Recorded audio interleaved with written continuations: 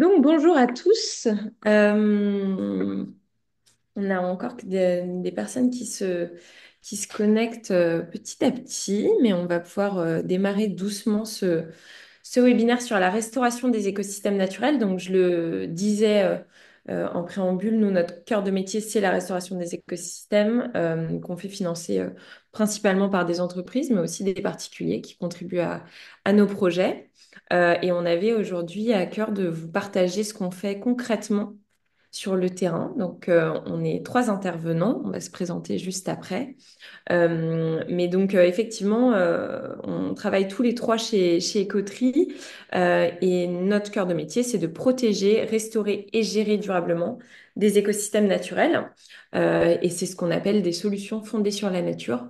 On met en place ces actions de préservation et restauration, principalement en milieu forestier, euh, afin de lutter contre deux grands défis, à savoir le dérèglement climatique et la sixième extinction de masse, le déclin drastique de la biodiversité. Euh, voilà, on a aujourd'hui à peu près 2000 hectares sous gestion et c'est ce qu'on voit dans la slide suivante. On a mis en place des projets qui vont générer une additionnalité carbone. Donc, on va planter et gérer durablement des arbres et ce qui permet de séquestrer du carbone, ce qui est ensuite financé par nos entreprises clientes, notamment via des crédits carbone de haute qualité dans le cadre de leur stratégie climat. Donc à côté, bien évidemment, de la réduction de leurs propres émissions de gaz à effet de serre, étant donné qu'elles n'auront jamais zéro en termes d'émissions de gaz à effet de serre, l'idée, c'est d'aller contribuer sur les puits de carbone à hauteur des émissions résiduelles. Et on a tout un tas d'autres projets de biodiversité qu'on met en place en milieu forestier. Donc, ça peut être la restauration de zones humides, la création de projets en faveur des pollinisateurs, en faveur des habitats pour de la faune notamment. Euh, voilà, et on fait financer tout ça grâce à des entreprises principalement, mais aussi des particuliers. Et ce qu'on voit dans la slide suivante, c'est le fait que aujourd'hui, on dépend tous des écosystèmes. Alors, on a déjà fait beaucoup de webinaires et de livres blancs sur ces sujets. On va pas revenir là-dessus. Mais l'idée, c'est de comprendre que notre économie, nos activités en tant qu'individu ou en tant qu'entreprise, dépendent de la biodiversité et dépendent des puits de carbone. Donc, on ne pourra pas faire du business comme on le fait aujourd'hui dans un monde qui tend vers plus 3,1 degrés dans les derniers scénarios, comme on ne peut pas faire du business sans la biodiversité. Et donc, grâce à ces services écosystémiques, ces services rendus par la nature, nous pouvons réaliser tout un tas d'activités économiques et c'est pour ça qu'on comprend qu'on est dépendant de la biodiversité et dépendant des puits de carbone. Et en même temps, pourtant, on émet des tas de pressions qui détruisent la biodiversité et provoquent le dérèglement climatique. Donc ça, c'est ce qu'on a au quotidien dans les discussions avec nos clients, entreprises et particuliers. On leur fait comprendre qu'il faut absolument diminuer les pressions sur les écosystèmes naturels, mais aussi restaurer ces écosystèmes. Et c'est l'ensemble qui fait qu'on a des politiques de développement durable ambitieuses. Alors, donc ça, c'était juste pour vous faire une petite introduction et laisser tous les participants se connecter. On va rentrer dans le vif du sujet. Déjà, je pense qu'on va tous les trois se présenter. Donc, moi, je suis Louisiane, je m'occupe de l'impact. Alors, je crois que c'est écrit ici, voilà. Je m'occupe de l'impact chez Écoterie. Et je suis accompagnée de deux experts du terrain. Donc, Louise et Arnaud, je vous laisse peut-être vous présenter. Louise, si tu veux commencer. Oui, donc moi je m'appelle Louise et je suis responsable des projets de biodiversité chez Écoterie. Je réalise notamment certains inventaires qui vont nous permettre de réaliser derrière soit des travaux de restauration sur certaines zones humides, mais je vous expliquerai un petit peu plus tard exactement comment on fonctionne en termes de gestion chez Écoterie. Donc, Louise, côté vraiment biodiversité et Arnaud. Oui, bonjour. Moi, je suis forestier chez Écoterie, c'est-à-dire que je m'occupe de gérer les projets forestiers sous ma responsabilité, La plupart des projets dont je m'occupe sont plutôt situés dans le Grand Est. Et vous en verrez quelques-uns dans les exemples qu'on a choisis pour expliquer les choses par la suite. Et j'ai aussi sous ma responsabilité de plus ou moins tenir à jour les méthodes qui nous permettent de calculer au plus juste et de manière la plus propre et scientifique possible les émissions carbone, enfin pas les émissions, en fait, les captations carbone de nos écosystèmes forestiers. Euh, alors, il y a quelqu'un qui nous dit que Louise, on ne t'entend pas très bien, donc on est à deux dans la même salle, donc je vais bouger mon écran quand Louise sera en train de parler. Alors, l'idée, c'est que aujourd'hui, donc, on fasse une sorte d'échange, de débat. Donc, moi, je vais juste être modératrice pour vous donner des connaissances vraiment techniques, vraiment terrain sur comment se passe la restauration des écosystèmes. Et on va aborder quatre grands sujets. Euh, Quel est l'état des écosystèmes aujourd'hui? Est-ce qu'ils sont vraiment dégradés? Comment est-ce qu'on restaure un écosystème? Est-ce qu'il faut vraiment restaurer un écosystème ou est-ce qu'il faut le laisser se restaurer tout seul? Et puis, comment est-ce que, en fait, entreprise ou particulier, on peut agir? Quel est notre lien avec tout ça? Donc, si on commence par le premier sujet, les écosystèmes sont-ils vraiment dégradés? Je vais laisser la parole déjà à Louise, peut-être nous rappeler ce que c'est qu'un écosystème, ce que c'est que la biodiversité et puis quel est l'état de la biodiversité aujourd'hui en France, dans le monde, etc. Et je vais te Oui, laisser, voilà. merci Louisiane. Donc peut-être on peut repartir déjà rapidement de ce que c'est que la biodiversité, donc qui peut se définir comme la diversité du vivant et qui repose sur trois piliers, donc la diversité des écosystèmes, la diversité des espèces et la diversité génétique. Donc qu'est-ce qu'on entend par écosystème? Un écosystème, ça peut se définir comme un ensemble d'êtres vivants dans un milieu donné qui vont interagir entre eux, qui vont interagir avec leur environnement. Et c'est quelque chose qu'il faut voir qui est dynamique en fait. Il ne faut pas le voir de façon figé, c'est comme un vélo, il avance, il a besoin de rouler pour être à l'équilibre. Eh ben, c'est pareil, un écosystème, c'est quelque chose qui est dynamique. Aujourd'hui, on entend de plus en plus parler de biochiffres clés qu'on vous donne, notamment sur, par exemple, le fait qu'il y a 64 à 71% des zones humides qui ont disparu dans le monde depuis les années 1900. Si on se replace en France, c'est plus de 50% des zones humides. Et c'est vrai que Alors, l'objectif, c'est pas de vous noyer sous les chiffres, mais plus de prendre conscience, en fait, de l'importance de ces écosystèmes-là, de préserver ces écosystèmes-là notamment parce qu'ils nous rendent des services écosystémiques. Après, c'est vrai que la notion d'écosystème, je vous parlais du fait que c'est quelque chose de dynamique, c'est important d'avoir conscience de ça, parce qu'en fait, les écosystèmes aussi interagir entre eux. Là, on parle de zones humides, on peut parler aussi de milieux forestiers. Quand on va gérer, quand on va faire un plan de gestion, il va falloir prendre en compte ces deux dimensions, en fait, au niveau du projet. Et c'est aussi pour ça que je suis amenée notamment à pas mal échanger avec Arnaud, notre gestionnaire forestier, parce que on va avoir euh, des visions différentes en fait de l'écosystème. C'est propre à chacun notre expertise, chacun aussi on a tous des biais en fait quand on voit un milieu. Et c'est ça qui est aussi intéressant, je trouve, c'est d'arriver à confronter un peu nos idées sur notre perception et les enjeux qu'on voit sur cet écosystème-là. Et est-ce que tu peux nous indiquer, est-ce que la dégradation des écosystèmes, elle est pareille partout, ou est-ce qu'il y a des zones dans le monde où elle est plus dégradée? Oui, alors en fait, j'ai pas précisé aussi peut-être quelque chose qui est important, c'est que ces écosystèmes-là, ils sont dégradés aujourd'hui parce qu'on a exercé des pressions, donc, comme tu disais Ouais. en introduction, Louisiane. Et en fait, alors c'est pas de façon homogène dans le monde, bien sûr, mais par contre, ce qui est important, enfin, c'est important d'avoir conscience que on dépend en fait de ces services écosystémiques parce que les écosystèmes ont des fonctions biologiques. Et en fait, les services écosystémiques, ce sont les avantages qu'on va tirer de ces fonctions, donc des avantages pour nous en tant qu'êtres humains, hein, c'est très anthropocentré, qu'on va tirer de ces services écosystémiques. Et bien sûr, derrière, Le fait que ces écosystèmes se dégradent, ça crée aussi des inégalités en fonction des pays, puisque ces écosystèmes ne sont pas dégradés de la même façon, mais parce que c'est un peu l'effet cascade avec les pressions exercées sur ces écosystèmes qui ne sont pas les mêmes en fonction des pays. Mais il y a un outil qui a été développé par WWF, Risk Filter, qui permet de voir justement les pressions qui sont exercées en fonction, enfin, dans le monde, qui est très intéressant et qui permet de vraiment visualiser cet aspect-là. Je sais pas si Arnaud, tu veux rebondir de ton côté sur cette notion d'écosystème. Bah, moi, je pense qu'effectivement, les écosystèmes, chacun les voit à sa façon.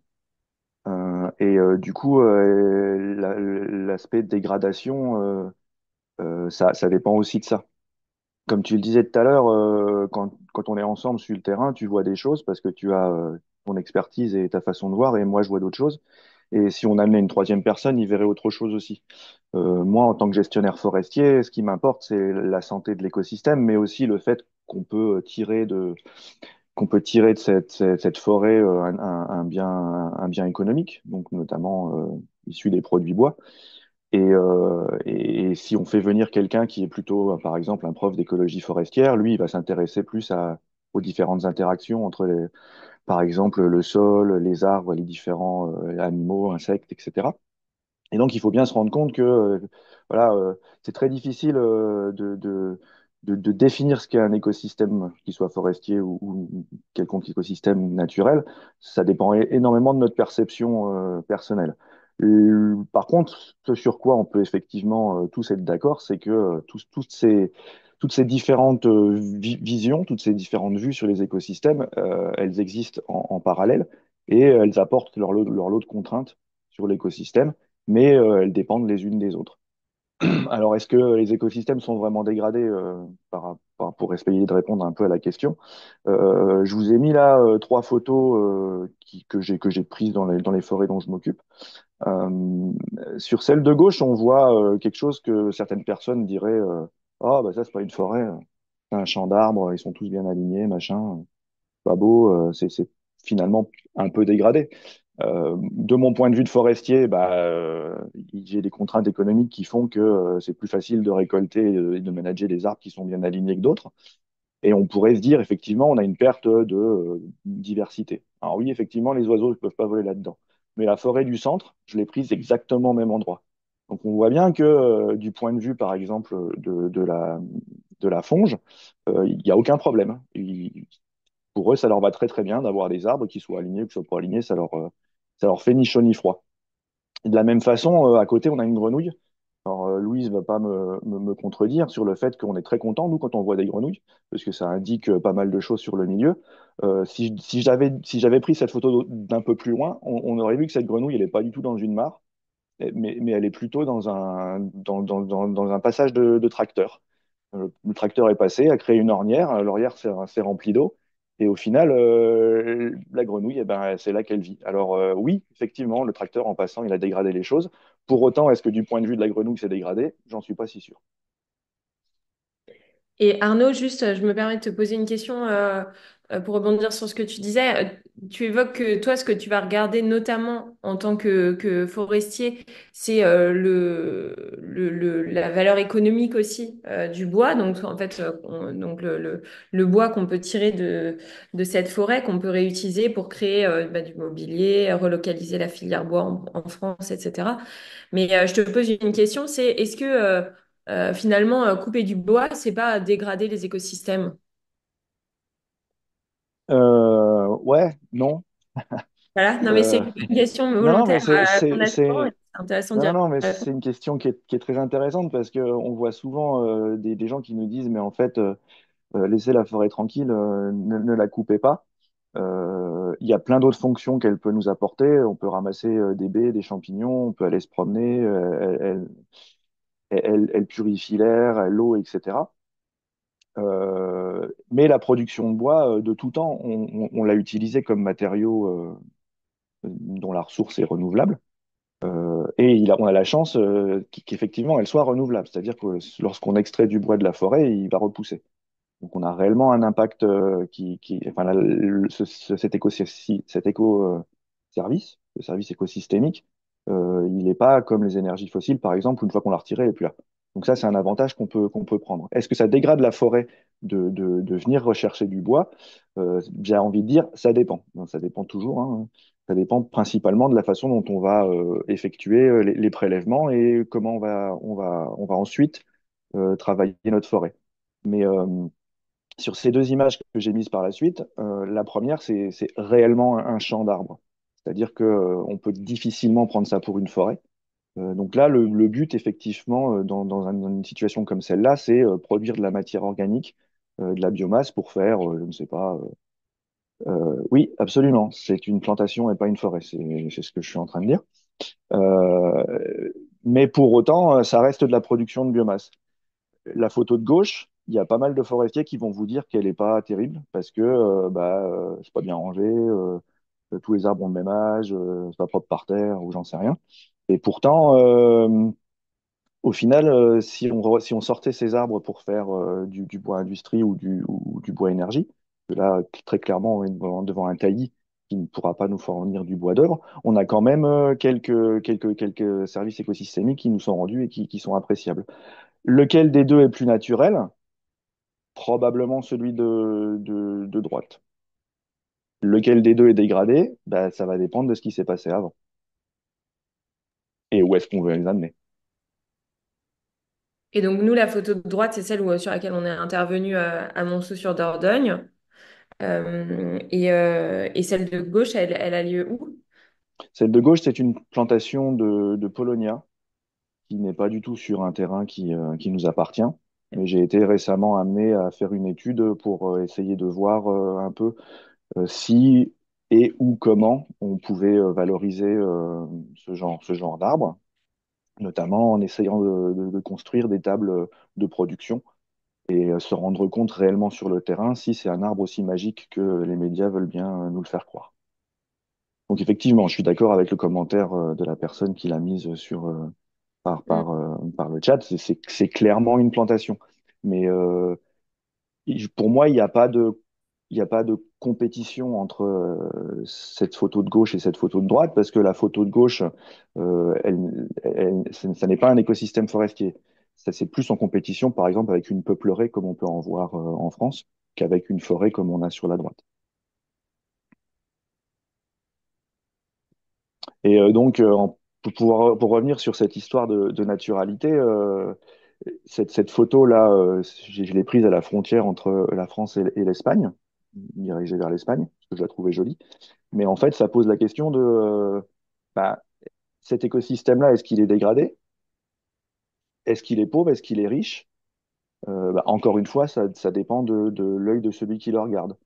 Moi, d'un point de vue forestier, évidemment, quand je vois ça, je me dis vivement que les arbres grimpent. Mais Louise, elle va dire, bah non, c'est une super zone ouverte et qui a plein d'autres fonctions que moi je vois pas. Après, est-ce qu'elle va rester comme ça? D'où est-ce qu'elle vient?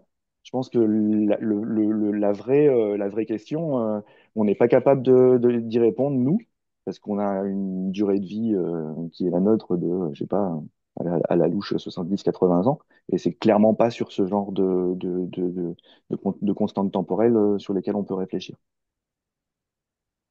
Ok. Donc là, ce qu'on a vu dans cette première partie, donc sur est-ce que les écosystèmes sont vraiment dégradés, c'est qu'il y a des grands chiffres qui prouvent la sixième extinction de masse, la sixième extinction de biodiversité, avec des chiffres très importants, avec plus de 70% des animaux vertébrés qui ont disparu en 50 ans, ce genre de chiffres. On le voit et sur la faune et sur la flore. Mais quand on regarde à l'échelle d'un écosystème, une forêt, une zone humide, ce genre de type d'écosystème, on se rend compte que, c'est ce que tu disais Arnaud, selon qui regarde cet écosystème, parfois c'est intéressant de se poser la question comment est-ce que je peux restaurer cet écosystème et parfois, pour quelqu'un d'autre, non, l'écosystème est en bon état. Donc la question maintenant, qui en découle forcément, c'est si on se dit que, il y a des perspectives de restauration d'un écosystème dégradé qui serait dégradé pour un forestier ou pour un écologue ou pour un autre spécialiste. comment est-ce qu'on fait? Et peut-être, donc nous, c'est ce qu'on fait au quotidien. On va sur le terrain, on identifie des terrains qui sont dégradés, on fait le diagnostic et on se dit, bon, bah, d'un point de vue de l'écologue, d'un point de vue du forestier, d'un point de vue du spécialiste des zones humides, ce serait intéressant de restaurer l'écosystème. Et peut-être je te laisse la parole, Louise, pour nous raconter comment se passe concrètement la restauration d'un écosystème. Qu'est-ce qu'on fait vraiment sur le terrain une fois qu'on a fait ce diagnostic pour agir sur la restauration? Oui, merci Louisiane. Moi, je vais vous prendre un exemple concret sur une zone humide pour le coup, dans le Morbihan, pour parler un petit peu en préambule quand même des différentes étapes qui sont nécessaires avant de se dire, OK, je vais faire des travaux de restauration. On ne se réveillait pas un matin non plus en allant sur la zone humide avec la pelleteuse. D'abord, il y a une première phase vraiment de pré-diagnostic pour arriver à comprendre un petit peu les enjeux liés au secteur, faire une pré-identification un peu des différents habitats qui vont être présents, des espèces qui sont potentiellement présentes. Après, on a une phase vraiment de diagnostic sur le site, où là, on va sur, par exemple, donc la zone humide de Pleuherlutte dans le Morbihan. On a travaillé sur celle-ci, c'est pas moi qui ai fait les inventaires, on a travaillé avec Charlie de la société Alico pour réaliser des inventaires 4 saisons. Donc, qu'est-ce que ça veut dire des inventaires 4 saisons? En fait, ça nous permet vraiment de mieux comprendre tous les enjeux liés au site et l'état de conservation de la zone humide. Donc, on va aller faire des inventaires sur l'avifaune, donc tout ce qui est oiseaux, sur les chiroptères, donc les chauves-souris, sur les amphibiennes, donc les grenouilles, les crapauds, les tritons, d'un point de vue habitat et donc botanique sur le site. Là, on a fait aussi des relevés sur l'escargot de Quimper parce qu'il y avait potentiellement des enjeux liés à cette espèce-là sur le site. Et ça va nous permettre. Donc, on commence en février, on respecte, ça se termine en septembre parce qu'en fait, pour chaque taxon, il y a vraiment un cycle biologique à respecter pour faire ces inventaires-là. Donc ça veut dire juste qu'on doit regarder toutes les espèces de faune et toutes les espèces de flore. Euh, Oui, nous, c'était vraiment pour avoir une vision d'ensemble sur le site et vraiment comprendre les enjeux. Parce que là, par exemple, en faisant, on a effectivement les reptiles, là, on s'est rendu compte que les principaux enjeux sur ce site, ils étaient surtout liés donc à certains oiseaux et à la vipère pédiatre qui est présente sur le site. Donc vraiment, en fait, derrière nous, ça va nous permettre de comprendre si le site, il présente un bon état de fonctionnement et à ce moment-là, ben, peut-être qu'il n'y a rien à faire. Des fois, c'est aussi une action de juste laisser la nature telle qu'elle est et elle est en parfait état de conservation. Et à ce moment-là, on va juste suivre le milieu. Et parfois, il va y avoir besoin de faire ce qu'on appelle des travaux de restauration. C'est un bien grand mot. Parfois, c'est vraiment des choses très légères pour arriver à augmenter le potentiel d'accueil pour certaines espèces qui présentent des enjeux forts sur le site et pour le coup, dont l'habitat, par exemple, est dégradé. C'est le cas ici pour certaines espèces de reptiles et au niveau de la bifaune. Et donc derrière, on va effectuer ces travaux de restauration. Alors ici, ça c'est pendant plus la phase d'inventaire, où on va faire en fait des cartographies pour mieux appréhender et mieux visualiser le milieu dans son ensemble. Et puis ça nous sert aussi de support pour suivre dans le temps. Donc là, on voit surtout la cartographie au niveau des travaux de restauration qui ont été effectués, donc sur la gauche, avec notamment de la réouverture de milieux, de la création de mares, parce qu'il y avait vraiment nécessité sur le site d'avoir des points d'eau permanents. Et donc, la lutte contre des espèces exotiques envahissantes, puisque le laurier palme avait été identifié sur le site. Et ensuite, derrière, on va suivre aussi dans le temps, c'est après les travaux, les différentes espèces. Donc, nous, on a choisi différents indicateurs en utilisant notamment la boîte à outils Mio. Donc, on va faire les mêmes protocoles que ce qu'on avait fait pendant la phase de diagnostic et on va reproduire ces protocoles-là en phase de suivi après le chantier pour pouvoir comparer finalement cet état initial à derrière, après les travaux de restauration pour voir effectivement comment répond le milieu et si on arrive bien à ce qu'on recherchait. Et ça nous permet aussi d'adapter la gestion sur le site, même pendant la phase de suivi. Parfois, on change de décision. Initialement, par exemple, sur ce site-là, c'est vrai qu'on voyait plutôt pour maintenir le milieu du pâturage. Il se trouve qu'il y a la vipère pédiatre qui est présente et qui, pour le coup, elle, n'apprécie pas. Enfin, c'est un grand mot de dire qu'elle n'apprécie pas, mais en tout cas, quand il y a du pâturage, on n'a plus la vipère pédiatre, donc on a décidé de plutôt faucher le milieu pour éviter de la déranger. Euh, Là, c'est des photos donc avant, après travaux de restauration. On voit sur la photo de droite, du coup, notamment la réouverture de milieu sur ce site-là. Et peut-être pour mieux se visualiser, là j'ai mis juste quelques photos sur le site du coup. Donc là c'est sur une des marques qui a été créée avec la prairie humide adjacente et pendant la phase inventaire de l'année dernière, non de cette année pardon, puisqu'on est sur une phase de suivi maintenant post-travaux de restauration. Donc c'est vraiment important d'avoir cet état initial-là pour connaître tous les enjeux liés au site, se dire, OK, est-ce que le mieux c'est de rien faire ou est-ce qu'il y a quelques actions que je peux, de gestion ou de restauration que je peux mettre en place pour vraiment répondre au mieux au milieu et derrière du suivi. En ayant bien en tête que quand on fait des travaux de restauration au niveau des zones humides notamment, c'est pour arriver à maintenir les fonctionnalités des zones humides. Et donc, en fait, in fine, c'est plus pour nous qu'on fait ces travaux ces travaux-là. Et j'ai deux questions. La première, c'est, tu évoquais par exemple le fait que dans le terrain que tu as présenté, vous aviez créé des mares. Donc là, quel était l'élément du diagnostic que tu avais fait qui t'a fait te dire, OK, bon, bah, là, il faut qu'on crée des points d'eau Oui, en fait, là, c'était plus par rapport aux amphibiens et aux zoonates. Alors, c'était surtout par rapport à mince, à la rainette où il y avait des enjeux liés au fait qu'on n'avait pas de mare permanente. Donc, on n'avait pas de point d'eau permanent sur ce site-là.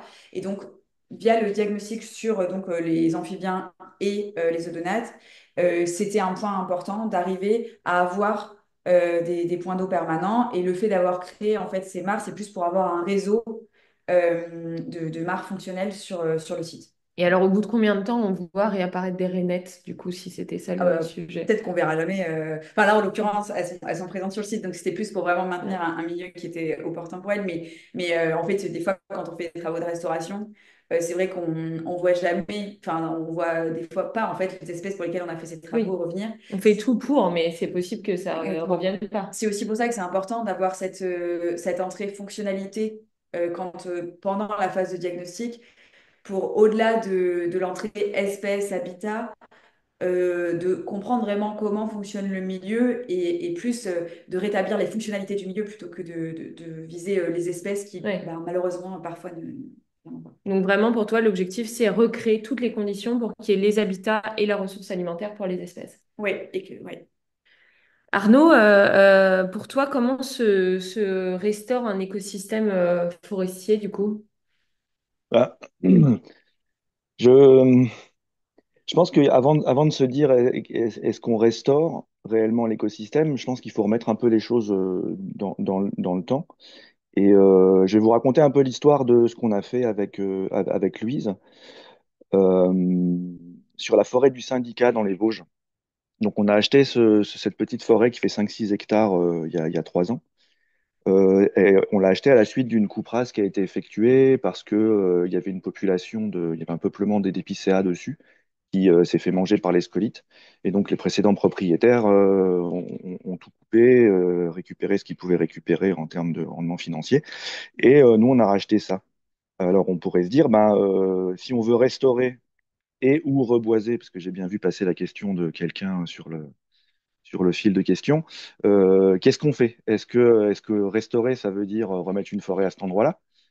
Ou est-ce que restaurer, c'est revenir à ce qu'il y avait avant, mais avant quand? Là, la photo que je vous montre, là, c'est l'endroit où se situe le projet et elle date de 1950 et quelques. Et on se rend bien compte qu'en fait, à ce moment-là, c'était des pâturages. Donc, du coup, qu'est-ce qu'on fait? Est-ce qu'on remet de la forêt ou est-ce qu'on remet du pâturage? Bon, il se trouve que nous, on est une entreprise qui font de la gestion, qui faisant de la gestion forestière principalement. Donc, on s'est dit, bah, très bien, on va reboiser. Alors, clairement, on n'allait pas remettre des épicéas, puisqu'on sait très bien que même si on le faisait de manière intelligente, à savoir en mélangeant beaucoup les espèces, on a quand même des risques. Donc, on a fait diverses études de stations, etc. Et on s'est engagé vers d'autres essences. Ceci étant dit, avec Louise, on a créé un petit protocole qui fait qu'à chaque fois qu'on se rend sur un nouveau projet, justement, on ne va pas uniquement vers le boisement. Qu'est-ce qu'on va faire? On va d'abord faire cet inventaire ensemble et on a fait un petit pari. on s'est dit potentiellement il y a un truc à faire avec une des zones. Et je crois qu'on le voit sur la carte que j'ai mis après. Non, ça c'est juste des jolies photos du syndicat. En hiver, c'est très joli.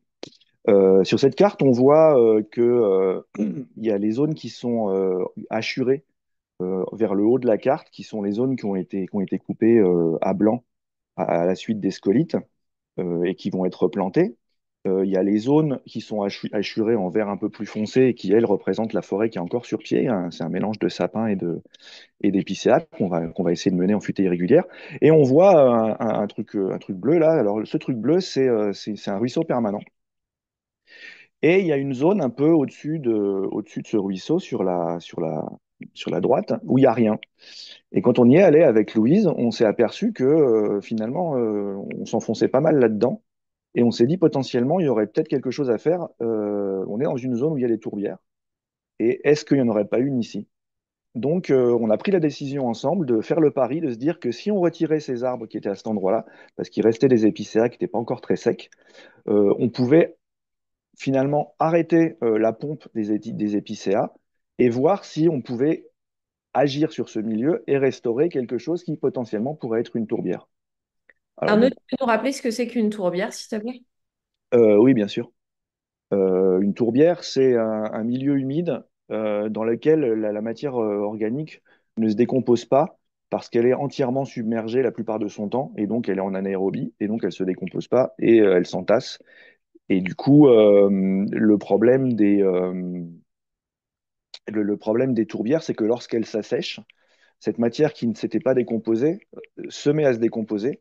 Et donc, toutes les choses qui la décomposent, que ce soit les bactéries, les champignons ou d'autres trucs, respirent et donc émettent du CO2. Voilà. Donc, l'intérêt, c'était de se dire, bah là, on a l'air d'avoir un endroit qui est très humide. Euh, Potentiellement, le fait que les arbres soient là et pompent l'eau en permanence, c'est en train de l'assécher et de ne pas le faire agir et le laisser euh, redevenir une tourbière. Donc, on a pris cette décision. Alors, on peut voir sur la photo suivante, euh, encore, j'ai encore des jolies photos, j'aime beaucoup cet endroit, que toute cette zone, non, reviens sur la carte, s'il te plaît.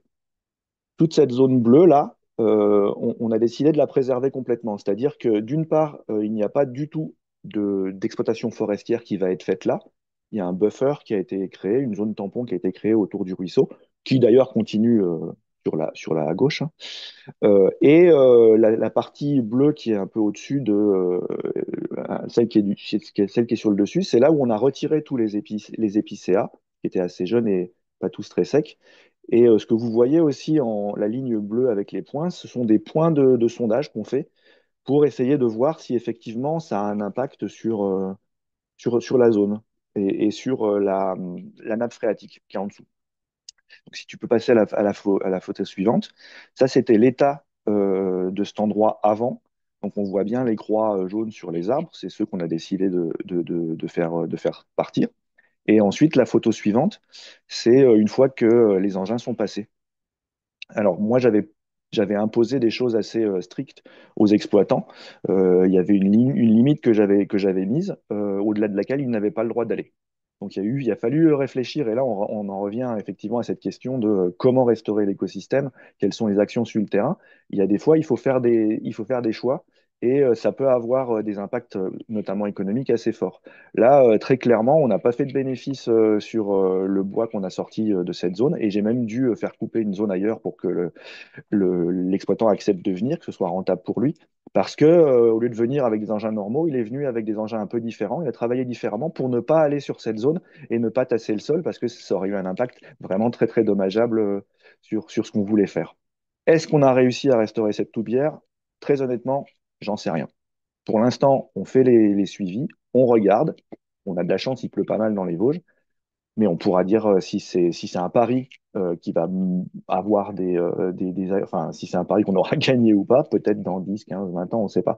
Toujours est-il que cette zone ne sera pas reboisée et on va continuer à regarder si elle va dans le sens qu'on a choisi pour elle. Donc c'est intéressant, ça veut dire que toi, en tant que forestier, eh bien, on pourrait penser que finalement, ton objectif, c'est de planter un maximum d'arbres, d'espérer que ces arbres poussent très vite et qu'on puisse créer ensuite, revendre un maximum d'arbres pour créer du mobilier, par exemple, ce que je disais tout à l'heure. Mais là, toi, dans le cadre de la sylviculture durable, tu te dis, bon, bah non, parfois, il faut enlever des arbres euh, pour permettre la réapparition d'un milieu. Et là, en l'occurrence, une tourbière, et donc permettre d'agir sur toutes ces zones humides, hein. Je crois que le chiffre, c'est 80% des zones humides qui sont menacées à Mm. l'échelle du monde. Donc, en tout cas, c'est juste pour dire, le métier de forestier, c'est pas uniquement planter, couper des arbres dans un but de production, c'est aussi se dire, quand on fait de la sylviculture durable, bon, bah, on va s'interdire d'augmenter la sylviculture pour préserver un certain milieu, quoi. Pour moi, le métier de forestier, et pour beaucoup de forestiers avec qui je travaille, c'est essayer entre guillemets, ménager la chèvre et le chou.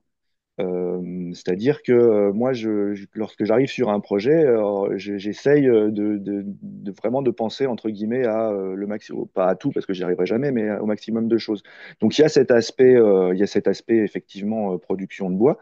Et pour répondre à une question que j'ai vue passer là, lorsqu'on choisit les essences qu'on va replanter, on les choisit en fonction de la station forestière, c'est-à-dire le sol, les précipitations et le climat maintenant, mais aussi dans la station forestière telle qu'elle pourrait être dans le futur. C'est-à-dire que c'est assez compliqué parce qu'il faut que les essences qu'on plante prennent, c'est-à-dire qu'il faut qu'elles survivent dans les 3, 4, 5 premières années qui viennent, mais il faut qu'elles soient là encore dans 50 ans. Parce que si on plante des choses qui marcheront dans 50 ans, mais que dans 3 ans, on revient, elles sont plus là, on a tout perdu. Et si on plante des choses qui dans 3 ans sont encore bien là, mais que dans 50 ans, quand elles seront, entre guillemets, au plein de leur maturité d'arbre, elles seront toutes sèches et elles seront en train de mourir, on aura tout perdu aussi. Donc c'est vraiment un jeu d'équilibriste. Alors pour ça, on a évidemment des outils, hein, on se base sur les scénarios du GIEC, etc. Mais c'est encore des paris sur l'avenir. Donc ça, c'est un des points. L'autre point, c'est qu'effectivement, à l'heure actuelle, on parle beaucoup de carbone, comme tu l'as évoqué, Louisiane, au début. Et donc, moi, je fais attention aussi à ce que euh, cette forêt capte du carbone, mais capte du carbone sur le long terme pour pouvoir souscrire aux critères de permanence des crédits carbone. C'est-à-dire que si je fabrique une forêt qu'elle capte plein de carbone parce que les arbres poussent vite, mais que dans 30 ans, tout est par terre, j'aurais rien gagné non plus en termes de permanence.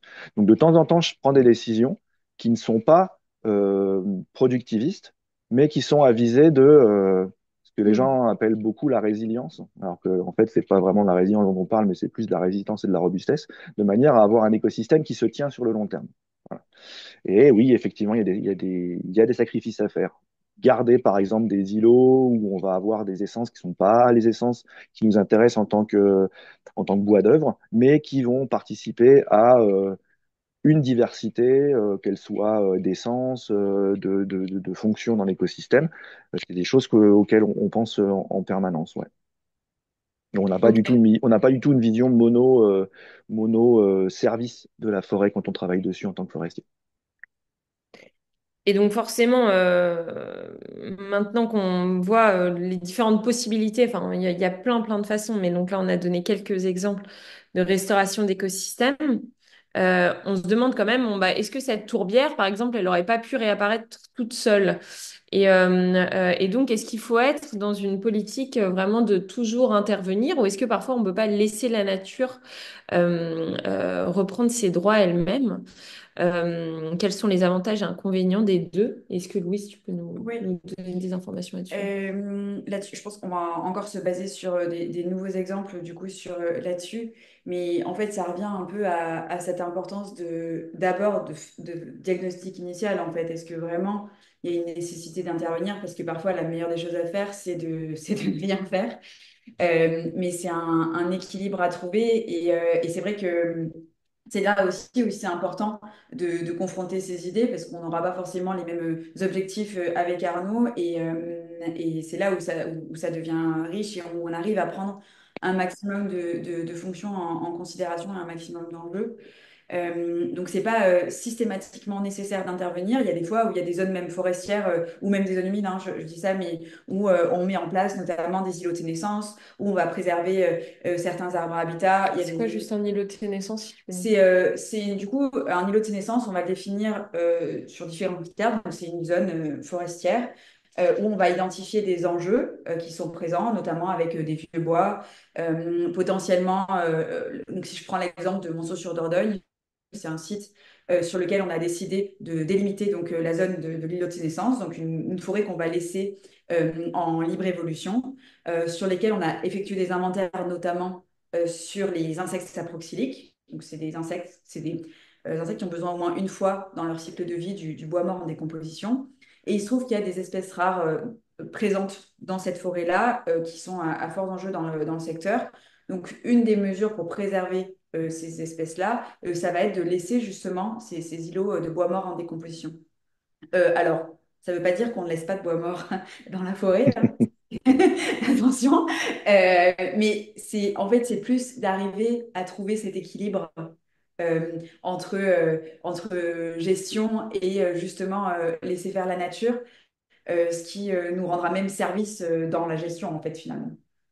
Oui, et donc c'est intéressant d'insister sur le fait, le bois mort, on peut se dire, bon, bah voilà, c'est nul, aucun intérêt, autant le virer et recréer quelque chose. Mais en fait, non, c'est intéressant de le laisser en forêt parce que il y a des insectes qui l'utilisent et que c'est l'habitat de certains insectes. Pas Insectes et que. autres. Tout à l'heure, on Ouais. parlait d'écosystème, tout est lié, en fait, Mhm. hein. Il y a Mm. vraiment des interactions, c'est pas figé. Ok. Est-ce que Arnaud, tu veux compléter ce que dit Louise? Ouais, je voudrais parler un peu effectivement de cet aspect bois mort, îlot de sénescence. Et justement, là, vous avez la carte de la salle, qui est une autre commune dans les Vosges sur laquelle on a un projet. Et là, c'était assez intéressant. C'est encore une fois un projet où il y a eu des coupes rases dues à des scolytes par le précédent propriétaire. Et moi, j'ai encore fait suer les intervenants en leur demandant de laisser le maximum de chandelles, c'est-à-dire de vieux bois morts, quand c'était possible. Je leur ai demandé d'essayer de pas abîmer le sol quand il y avait des enjeux de zone humide. Et on voit sur ce projet qu'on a mis en zone d'évolution libre toute la partie qui est en haut, au nord. C'est cette zone grise qui est très importante parce que on aurait pu très très bien la reboiser pour améliorer la rentabilité financière, mais elle se débrouille toute seule. Il y a pas mal de biodiversité dedans, dans les arbres, et on va la laisser. D'une même façon, les zones que vous voyez en bleu et en jaune sur la carte, c'est des zones qui étaient boisées par les épicéas qui ont été scolytés, et c'est des zones qu'on va laisser telles quelles. La zone jaune, parce que Louise a repéré que il y avait des ruines à cet endroit-là et que il y avait donc de l'habitat pour les chiroptères et ça les aiderait pas mal d'avoir des zones un peu plus ouvertes pour leur période de chasse. Donc on a dit, bah, ok, on va pas replanter à cet endroit-là, on va plutôt faire une petite lisière étagée. La zone bleue, c'est une ripisylve, on a la Valdange qui passe à côté. Et donc on a choisi de ne pas replanter d'essences productives à cet endroit-là pour éviter d'avoir de l'exploitation proche de la rivière. Et par contre, on va replanter d'autres essences en collaboration avec le département des eaux de la commune d'à côté pour stabiliser les berges et essayer de maintenir ça comme il faut. Donc là, on voit quelques exemples encore une fois, de laisser faire à certains endroits et de continuer à avoir quand même de la gestion forestière un peu à visée productive à d'autres endroits. J'ai mis quelques photos, il me semble, par la suite. Là, c'est le bois qui est sorti de cette parcelle. Donc, vous voyez que c'était pas c'est une exploitation d'envergure. Encore une fois, c'est pas nous qui l'avons faite, c'est le propriétaire précédent. Tous ces arbres-là étaient scolités. Et bah, c'est quand même un traumatisme assez important pour l'écosystème. Mais ils ont fait du bon travail. Si tu montres la slide suivante, là, par exemple, on voit que ils ont bien fait attention à utiliser les rémanents de la coupe pour faire passer leurs engins afin de ne pas trop abîmer le sol. Donc, je suis assez satisfait en fait de la façon dont ça a été fait et je pense qu'en discutant avec les gens, on arrive toujours à faire les choses correctement. Et je voudrais juste parler d'autre chose rapidement. Il me semble qu'on n'arrête pas de parler de choses qui sont proches de la nature, douces, etc. Et donc moi, je suis un fort... enfin, je travaille beaucoup en sylviculture mélangée à couvert continu ou futaie irrégulière. Et ça, c'est très clairement affiché comme de la sylviculture proche de la nature. Ça ne veut pas dire qu'elle n'est pas interventionniste. Au contraire, elle est très interventionniste. On va très souvent en forêt, on prend beaucoup de décisions et on mène la forêt vers là où on a envie de la mener, c'est-à-dire un état d'équilibre. Alors, un état d'équilibre, ça aussi, il faut un peu se calmer là-dessus. État d'équilibre par rapport à nous. C'est un peu un truc rêvé, l'état d'équilibre, surtout en forêt. Un cycle sylvogénétique complet à partir de rien vers une forêt. Si c'est une forêt tempérée de type chêne et hêtre, c'est 800-900 ans. Donc pour nous, ça a l'air d'être un équilibre. Pour la forêt, c'est clairement pas un équilibre. Bon, bref, nous, on veut une forêt avec des arbres de tout âge, de tout type, qui fonctionnent avec pas mal de services écosystémiques à la fois pour nous et pour la forêt, et pouvoir y aller régulièrement, retirer du bois et que ce bois se reconstitue tout seul de manière à ne pas enfin, faire augmenter la qualité du bois sur pied, mais en prélever en même temps, de manière à avoir un écosystème qui se tient pour lui-même et qui nous apporte les rendements de bois qui nous intéressent. Donc ça se fait, on sait le faire. Pas partout, c'est compliqué, mais ça reste proche de la nature dans la mesure où ce sont des interventions douces et pas des grosses coupes rases. Pour autant, c'est très interventionniste. On n'est pas du tout à la laisser se débrouiller toute seule. Là, je pense que c'est important de le signaler. Oui, et c'est comme tu l'as évoqué aussi, le fait de choisir des essences adaptées au dérèglement climatique, Mhm. parce qu'on sait que le climat dans 50 ans ne sera plus le même qu'aujourd'hui. Bah, ça, c'est une politique interventionniste et ça permet la résilience de la forêt. Bah, Si ça nous permet, nous, de l'emmener là où on a envie qu'elle aille, parce que bah, si on le laisse faire, elle ira quelque part, mais probablement pas là où nous, on a besoin qu'elle aille, ça, c'est sûr. Mm. Oui, mais tout comme en fait, ça rejoint aussi l'aspect pour maintenir certaines zones humides en milieu ouvert. En fait, si on faisait rien, on aurait une forêt à terme Mm, donc tout pour à arriver fait. à maintenir les fonctions qui sont réalisées par ces espaces-là, bah, en fait, on intervient pour le coup. Que ce soit, ça peut être de la fauche, du pâturage, enfin peu importe les actions qui sont mises en place, mais ça reste une intervention de l'homme pour l'homme. Euh, donc là, on a vu donc l'état des écosystèmes et donc vous aurez remarqué que ce webinaire, il est quand même très axé sur des oui mais. Il y a toujours des oui mais sur chacun des sujets. Mais donc, est-ce que les écosystèmes sont dégradés? Comment est-ce qu'on les restaure? S'il faut les restaurer ou non? Et maintenant, la question qui suit, c'est, ok, mais maintenant, comment est-ce que chacun peut agir pour restaurer des écosystèmes quand il y a besoin? Est-ce que Arnaud ou Louise, vous avez des éléments là-dessus? Ouais, bah, comment est-ce qu'on peut faire? C'est déjà ne jamais rien faire sans avoir d'abord observé. Alors évidemment, ça va pas à la vitesse à laquelle le monde actuel va, mais de temps en temps, il faut s'asseoir dans la forêt ou dans l'écosystème, regarder, comprendre et essayer de voir où est-ce qu'on est et comprendre là où on aimerait que ça aille. Et ça, c'est assez important. Et ensuite, il y a quelque chose qui est très très important, mais qui est une épée à double tranchant, c'est le suivi. Ça sert à rien de faire des actions si derrière on suit pas. C'est pareil que si on allait planter plein d'arbres partout, mais que derrière on faisait rien, il y a de fortes chances qu'ils se fassent bouffer par la ronce, les genêts et je ne sais quoi. Donc l'aspect suivi, que ce soit un suivi sur la forêt que je connais bien ou un suivi que Louise connaît mieux, qui est de voir l'évolution des populations, etc. Sachant que la biodiversité, c'est l'inverse des maths, hein. Les maths, un exemple, ça veut rien dire, mais un contre-exemple, ça veut tout dire. En biodiversité, c'est l'inverse. C'est-à-dire qu'on vient, il n'y a pas de chauves-souris, bah, ça ne veut pas dire qu'elles sont pas là. Ça veut simplement dire que le jour où on est venu, bah, elles n'étaient pas là. Mais ça ne veut pas dire qu'elles sont pas là. Donc ça, c'est assez important. Et savoir si l'impact qu'on a et les actions qu'on a ont vraiment un impact ou pas. Le problème, c'est que pour pouvoir faire ça, il nous faut des métriques.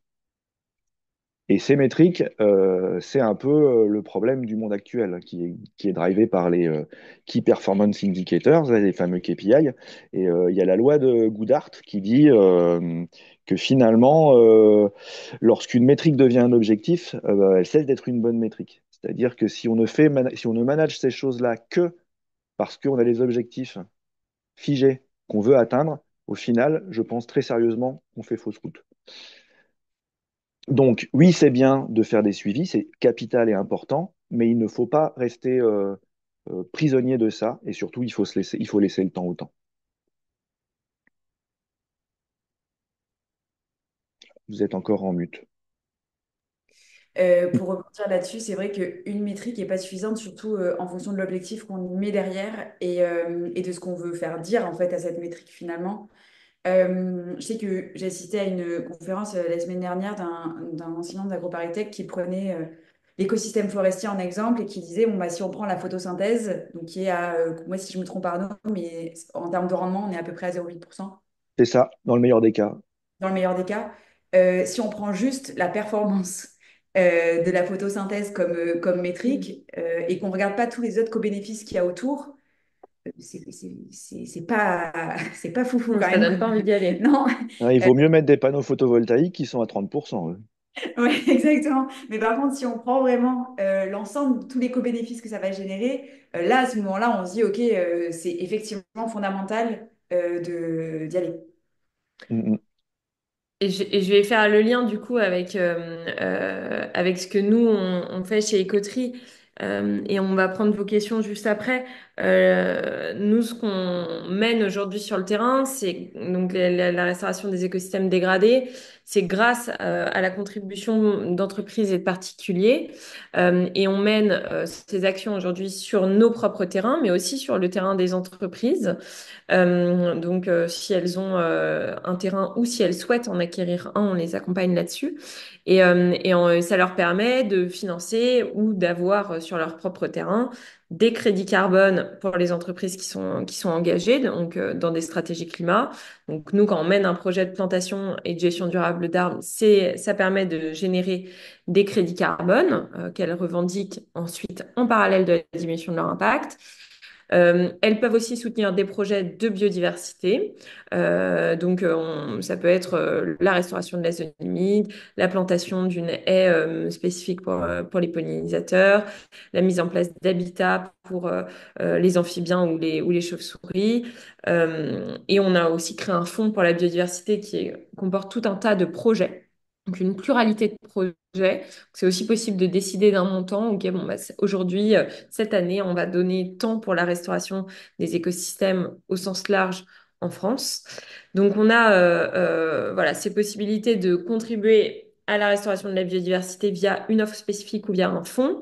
Et la possibilité aussi de contribuer vraiment à la séquestration de carbone permise par les arbres via des crédits carbone, sachant qu'on fait tout ça soit sur nos terrains, soit sur le terrain des entreprises. Donc ça, c'était juste quelques exemples concrets de ce que nous, on mène et qui sont des actions possibles aussi pour vous, en tant que particulier ou entreprise, agir pour restaurer un écosystème proche de chez vous, proche de votre chaîne de valeur, proche de votre siège social. Euh, voilà sur ces différents éléments. Alors, on vous invite aussi à poser toutes vos questions dans le chat. On en a déjà un certain nombre. On avait une question, donc je les prends. Une fois le diagnostic fait, comment peut-on être sûr et quels travaux de restauration faire sans prendre le risque d'affecter négativement la biodiversité, tant les interactions des écosystèmes sont complexes? Enfin, en gros, est-ce que, voilà, effectivement, c'est bien résumé, mais est-ce qu'aujourd'hui, on a vraiment la connaissance nécessaire? Comment est-ce qu'on fait pour arbitrer entre nos différentes actions pour être sûr qu'il n'y ait pas de déplacement d'impact négatif Ouais. d'un sujet à un autre? En fait, ça, c'est des choses qui sont prises en compte dans la phase de diagnostic où on va peser aussi le risque sur cette biodiversité-là. C'est pour ça aussi que je disais que parfois le mieux, c'est de rien faire parce que le bénéfice versus le risque d'altérer le milieu, finalement, il vaut mieux rien faire sur ce milieu-là. Par contre, aujourd'hui, il y a des zones humides pour le coup, ou même, enfin, je dis beaucoup de zones humides, mais il y a d'autres milieux qu'on a tellement dégradés qu'en fait, sans intervention de l'homme, en tout cas, si on veut arriver à rétablir les fonctionnalités et du coup, derrière, les services écosystémiques qui en découlent pour nous, il y a cette nécessité d'agir et d'intervenir. Après, bien sûr, ça coûte même de façon financièrement parlant, ça coûte 5 fois moins cher d'avoir préservé une zone humide sans l'avoir dégradé que de faire des travaux de restauration derrière pour arriver à rétablir les services écosystémiques qui sont rendus par cette zone humide-là de façon gratuite. C'est un chiffre qui avait été sorti par l'Agence de l'eau de Méditerranée-Corse. Et pour le coup, tout ça pour dire que vraiment, il y a cette nécessité-là aussi, juste des fois, de préserver et de rien faire. Et en phase diagnostic, on va justement en... C'est aussi pour ça on va peser le pour et le contre. Et c'est aussi pour ça qu'on a besoin pas d'une seule métrique, parce qu'en fait, une seule Mm. métrique, ça voudrait rien dire, et d'avoir une pluralité finalement d'espèces qui sont vraiment prises en compte pour arriver à trouver le juste milieu entre faire et ne rien faire. Ouais. Ok. On a aussi une Je question. voudrais simplement rebondir sur un truc, c'est qu'à plusieurs reprises, j'ai dit on fait un pari. Et je pense Mm. que c'est vraiment ça. On n'a pas les modèles nécessaires. On a des modèles. Les modèles, forcément, ils sont incomplets. On a le choix Mm. entre avoir des modèles extrêmement complexes qui finalement nous disent à la fin, ça dépend, ou des modèles un peu moins complexes qui nous permettent de prendre des décisions. À la fin, c'est un pari sur l'avenir toujours. On n'en sait rien. On essaye de faire le meilleur. On pèse le pour et le contre. On a des indicateurs forts qui nous permettent de dire, bah là, ouais, si on fait ça, ça va être une catastrophe. Si on fait ça, ça risque de mieux se passer, mais c'est toujours un pari sur l'avenir. Tout est lié et on n'est pas à l'abri d'une boucle de rétroaction positive qu'on n'a pas vue, quoi.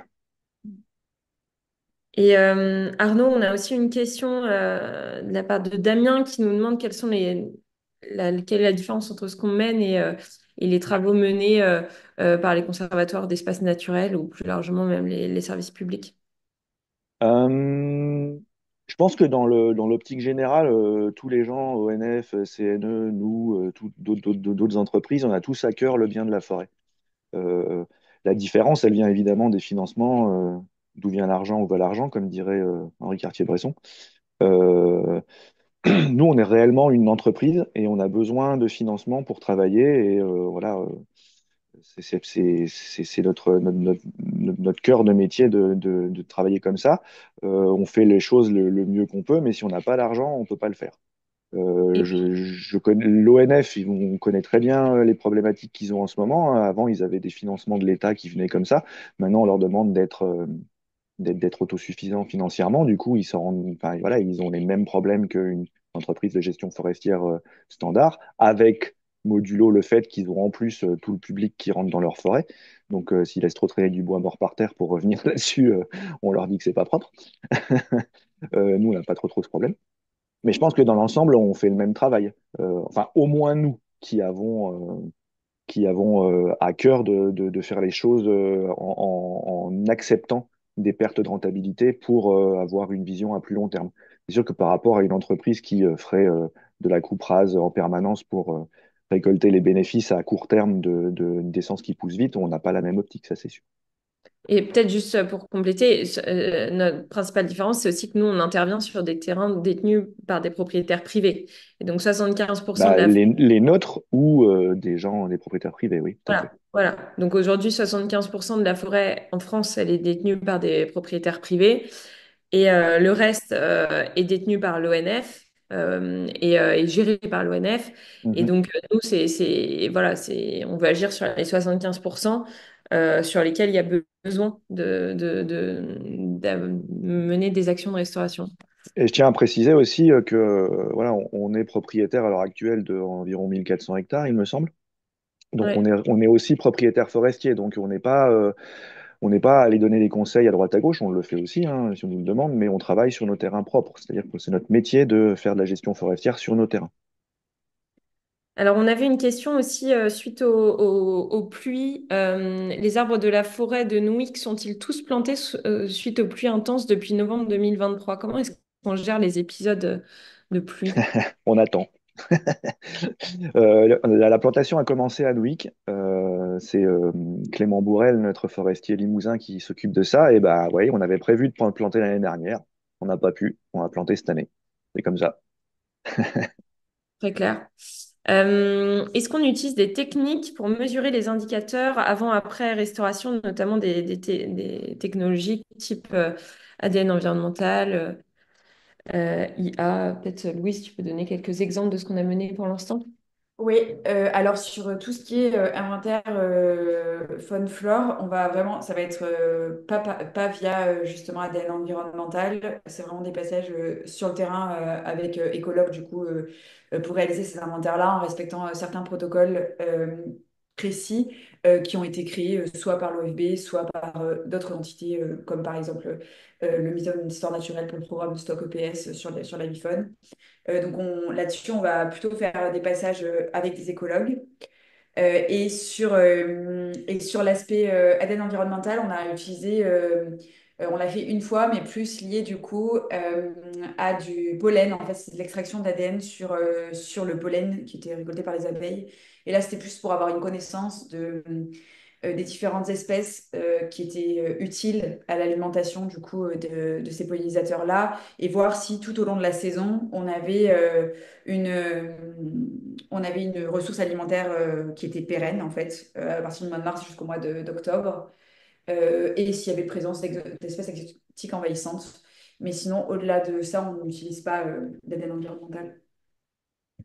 Les technologies sont aussi enfin, encore en développement, quoi. Oui, c'est Ça, aussi il y a ça. encore beaucoup d'incertitudes. On avait des questions un peu RH, enfin RH ou compétences sur le métier d'écologue. Peut-être que la personne qui est intéressée peut revenir vers toi sur Oui, LinkedIn carrément. pour avoir un feedback. Donc ça, c'était Corentin. Euh, et il est midi 2, mais on peut prendre encore une ou deux. Oui, Euh, j'ai vu passer une question intéressante je porte ma part de responsabilité sur l'incompréhension qui a été faite là-dessus. À la salle, effectivement, c'est marqué Douglas, Chêne et je sais plus trop quoi. C'est pas du tout, ça ne veut pas du tout dire qu'on ne plante que ça. Sur la carte, j'ai mis l'essence objective, c'est-à-dire celle qui sera majoritaire sur la parcelle. En l'occurrence, chez Écoterie, on a mis en place un système extrêmement poussé de pourcentage. 70% d'une essence objective, 20% d'une essence d'accompagnement et 10% d'essence de biodiversité au pluriel. Donc en l'occurrence, à la salle, on a effectivement du Douglas et du chêne Cécile en tant qu'essence objective, mais elles vont être mélangées avec d'autres choses.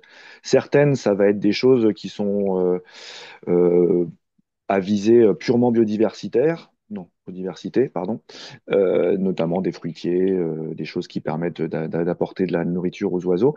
En l'occurrence, comme on est près d'une ripisylve, on va aussi travailler sur des essences qui vont aider, comme l'aulne glutineux, par exemple, qui se comporte très bien en ripisylve.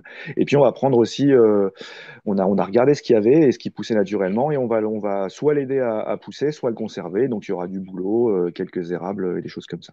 Du merisier aussi. Voilà. Donc ça, c'est pour revenir sur les deux cartes que j'ai, toutes les cartes que j'ai montrées. Je mets que les essences objectives dessus, mais elles sont à chaque fois mélangées. Et on utilise aussi ce qui pousse naturellement. Moi, quand je suis sur un terrain, je fais le tour au GPS des zones de régénération naturelle qui sont prometteuses et je les conserve. D'ailleurs, au syndicat, j'ai conservé des zones de régénération d'épicéa, malgré le fait que c'est à cause des problèmes sanitaires sur cette essence qu'il y a eu la coupe rase. Mais on peut très bien se dire que ceux qui sont là et qui poussent tout seuls, ça sert à rien de les couper. Ils participeront à la diversité du milieu. Et Arnaud, une dernière question avant la fin. On avait Mhm. une question sur les crédits carbone. Ah, Comment est-ce qu'on gère le risque, notamment de non, par exemple, de mortalité des plants, ou ça peut même être étendu au risque d'incendie. Enfin, ouais. comment est-ce qu'on gère ça dans l'émission de nos crédits carbone? Alors ça, c'est un grand sujet. Dans les critères de validité des crédits carbone, il y a l'aspect permanence, qui est plus ou moins ça, c'est-à-dire la gestion du risque de la forêt. C'est qu'on ne peut pas émettre de crédit plus que le niveau de permanence, c'est-à-dire ce que l'écosystème forestier peut produire de crédit carbone. Ça implique que nous, on s'engage à produire cet état de permanence. Euh, Dans le cadre de est-ce que les plans vont reprendre ou pas, les modélisations sont faites avec un taux de reprise de 80%. Donc si nous, on passe sur le terrain dans les premières années et qu'on s'aperçoit qu'on est en dessous de ce taux de reprise de 80%, on fait des regarnis pour l'atteindre. Après, qu'est-ce qui se passe si dans 15 ans, toute la forêt est par terre parce qu'il y a eu un énorme chablis ou parce qu'il y a un pathogène qui est passé ou il y a un incendie, eh ben, les crédits carbone doivent être additionnels. C'est-à-dire quand on a commencé le produit, on a regardé ce qui se passerait si on faisait rien. Voilà, au syndicat, par exemple, ça va partir en friche. Et on fait le projet additionnel par rapport à ce qui se passe si on ne fait rien. Si dans 15 ans, c'est par terre, l'additionnalité, elle est quand même faite par rapport au début du projet. Donc, il va falloir revenir à cet état d'équilibre. Donc, on va replanter, hein, probablement, et on va essayer de refaire partir. Et jusqu'à ce qu'on atteigne l'état où était la forêt au moment où elle est tombée par terre, eh ben, il n'y aura pas de crédits carbone qui seront émis, puisqu'ils ont déjà été émis, et ils seront émis après, jusqu'au seuil de permanence qui est capable de fournir cet écosystème. Donc, les risques, il y en a toujours. Il y a différentes manières de les prendre en compte. Un, s'assurer qu'on va vraiment vers cette permanence qu'on essaye de mettre en place. Et une autre possibilité, c'est faire ce que les assurances font, à savoir un buffer. C'est-à-dire que lorsqu'on a un écosystème qui peut produire X crédit carbone, on en met la moitié de côté, au cas où dans un autre écosystème ailleurs, il y a un problème et on les sort à cet endroit-là. Ouais, c'est différentes choses qui sont possibles de faire à l'heure actuelle dans le cadre légal. Mais moi, je préfère essayer de fabriquer un écosystème qui sera peut-être moins productif en termes de crédit carbone, mais plus robuste et résilient de manière à mitiger les risques. Voilà. Bah, merci beaucoup à tous. Si vous avez d'autres questions, n'hésitez pas à nous contacter sur LinkedIn. Vous avez nos profils affichés à l'écran. Et puis, on reste à votre disposition si vous voulez contribuer à la restauration des écosystèmes ou si vous avez des retours d'expérience sur le sujet. Merci beaucoup. Bonne journée. Merci à tout le monde.